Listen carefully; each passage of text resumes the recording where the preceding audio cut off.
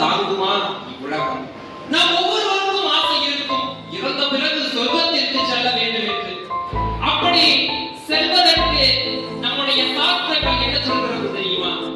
அதாவது பூஜை புனஸ்காரம் செய்பவர்கள், ஆன்மீகத்திலேயே மூழ்கி கிடப்பவர்கள், அப்படிப்பட்டவர்களால் தான் சொர்க்கத்திற்கு செல்ல முடியும் என்கிறது சாஸ்திரங்கள். ஆனால் தமிழின் சொத்தான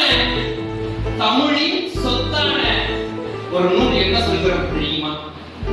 மரத்தை நடுபவன், வாய்க்கால் வெட்டுபவன், குளத்தை வெட்டுபவன், இப்படி இச்செயல்களை எல்லாம் செய்பவன் சொர்க்கத்திற்கு செல்வான் என சொல்கிறார். அப்படி என்றால் நாம் இன்று என்ன செய்து கொண்டிருக்கிறோம்? குளங்களை அழித்துக் கொண்டும் மரங்களை வெட்டி கொண்டும் வாழ்ந்து கொண்டிருக்கிறோம். அப்படி சொன்னால் நாம் நரகத்திற்கு தானே செல்ல வேண்டும். ஆனால் எந்த நூலிலும் நாம் இப்படிப்பட்ட செயல்களை செய்பவர்